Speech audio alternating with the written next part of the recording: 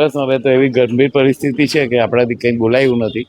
રડાઈ તેટલું જ ખાલી બાકી છે, બાકી તો કંઈ બોલાયું નથી. 2 દિવસથી પૂર સ્થિતિ એટલી ભયંકર હતી કે કોઈને કહેવા જેવા લાયક નથી.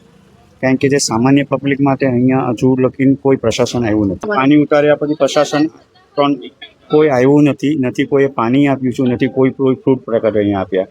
ને વિસ્તારમાં શું છે કે આ ગંદકી થાય છે ના, તેના માટે ખાલી પ્રશાસન ખાલી આ જે બુલડોઝરે લઈને સાફ કર્યું છે, પણ પ્રશાસને પાણી એવું લાવીને સાફ કર્યું.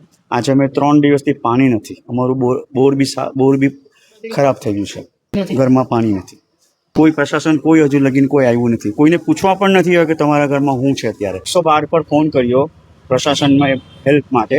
2 ગાય ફસાઈ ગયેલી હતી ને એક માણસ પણ અહીંયા ફસાઈ ગયેલો હતો. તો મને એ લોકોને કીધું કે ફાયર બ્રિગેડને અમે જાણ કરી દીધી છે. હું એ રાતના 6 વાગે સવારે ફોન કરીને કીધું, કોઈ મેસેજ ના આવ્યો. પછી પ્રશાસને છેક મને 1 વાગે ફોન કરી મૂક્યો કે તમારે અહીંયા શું થઈ ગયું કે તે છતાં પણ કોઈ નહીં આવ્યું અહીંયા. તે પછી માણસને અમે અહીંયાથી કૂદકો મરાવીને બીજી બિલ્ડિંગમાં પહોંચાડ્યો ને પેલા બીજા માણસ છે ત્યાંથી એ કૂદીને અંદર આવીને એની હેલ્પ કરીને એને અંદર લઈ લીધો અને ત્યાંથી બધું ખાવાનું બધું છોકરાને ત્યાંથી આપ્યું. ને તમે જાણો છો કે એક માણસ અહીંયા ડેડ પણ થઈ છે આ એરિયામાં, ચિપ્પાડના દાણા બજાર એરિયામાં. ને અહીંયા 2 ગાય ફસાઈ ગઈ. એના માટે બી મેં હેલ્પલાઇનમાં ફોન કર્યો 112 પર, પણ કોઈ જવાબ નહીં મને મળ્યો સર.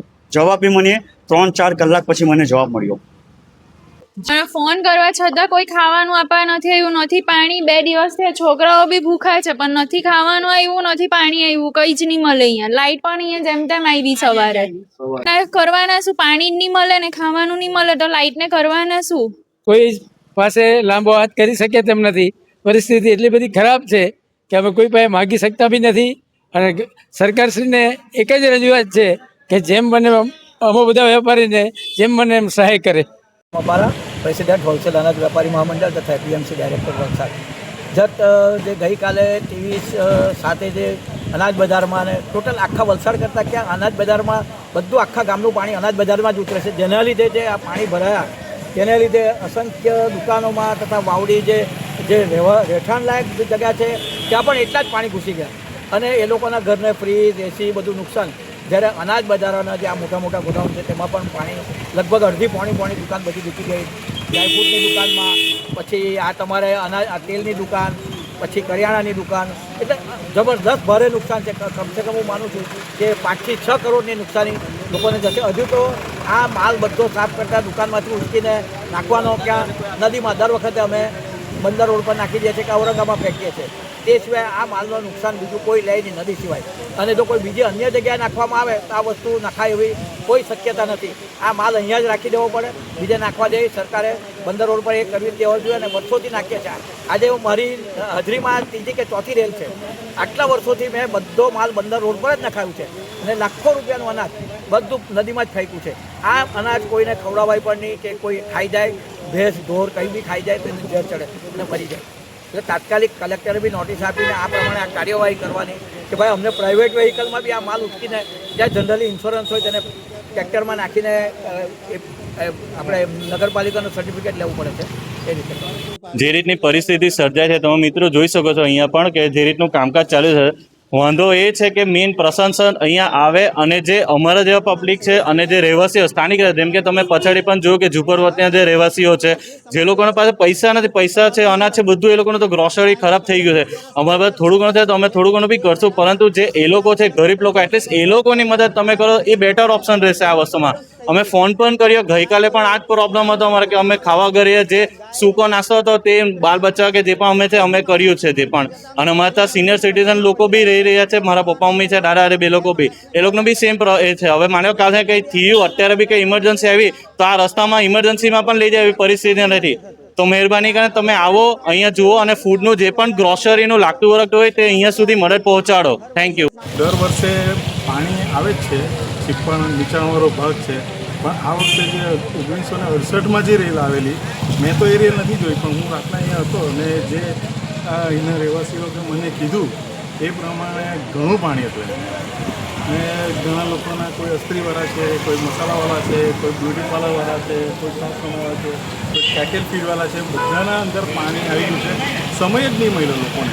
થોડો જ બી સમય મળતે ને તો આ પોતે પોતાનો સારો સારો માલ બધો ઉપાડી શકે. હવે હું પોતે રાતના અહીંયા 2 વાગ્યાથી હતો અહીંયા, ને નદીમાં જોઉં તો કોઈને દુકાનવાળાને બિચારાને ખાતા વહી જાય, કોઈને શેટી જાય, કોઈને ડીપ ફ્રીઝ જાય, ને બધું એટલું બધું સોમિલવાળાના બધા લાકડા જાય, ઘર વપરાશ જાય, બધા ગેસના બુલા તવાઈને જાય.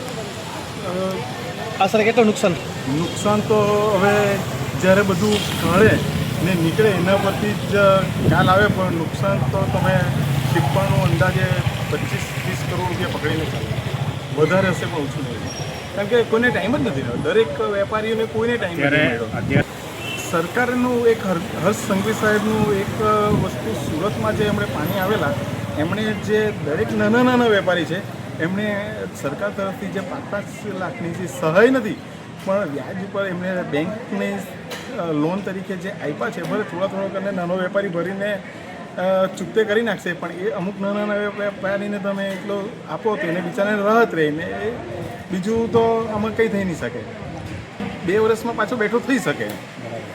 એક આ સરકાર કરી શકે, બાકી સરકાર તો બીજું શું કરવાની, એના હાથમાં બી નથી. ને આટલું બધું પાણી આવવું એ સરકારને બી કોઈને અહીંના લોકલ પબ્લિકને ખબર નથી.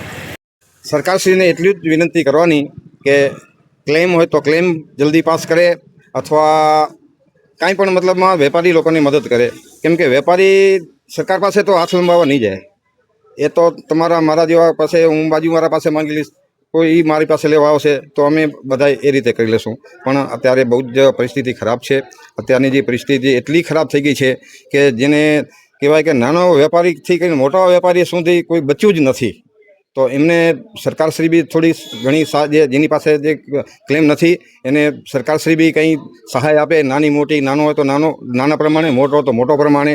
અને આજના ઓનલાઈનના યુગમાં કે જે હું તમને ખાસ એ કહેવા માગું છું કે જ્યાં 10 મિનિટમાં ઘરે પહોંચી જાય એ વસ્તુ આજે લોકો મંગાવતા થઈ ગયા છે. તો આજે નાના નાના વેપારી કે મોટા મોટા વેપારીની કેવી દશા હશે એ તો તમે સમજી શકતા હશો.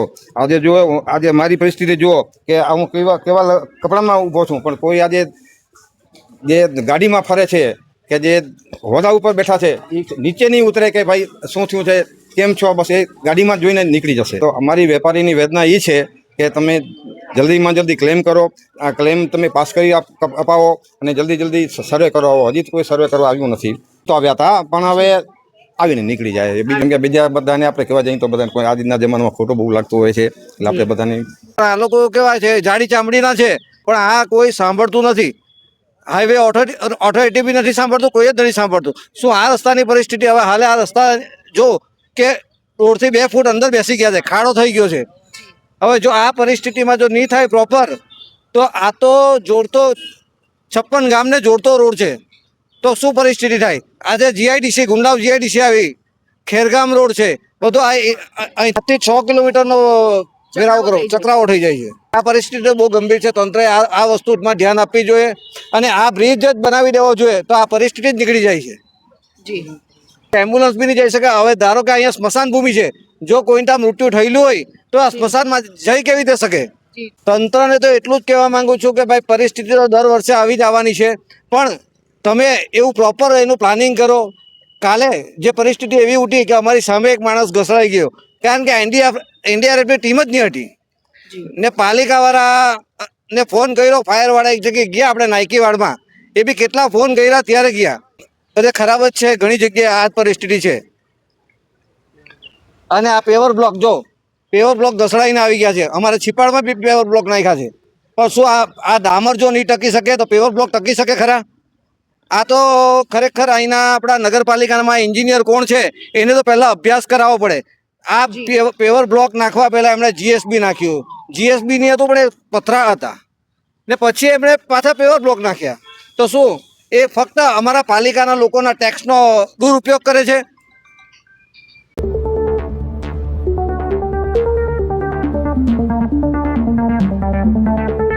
नमस्ते, ब्लू मून मोबाइल गैलरी में आपका स्वागत है। यहाँ आपको सभी प्रमुख ब्रांडों के फोन और अप्लायंस मिलेंगे। आज ही तुलसी एस्टेट डुंगरी वलसाड में हमसे मिलें।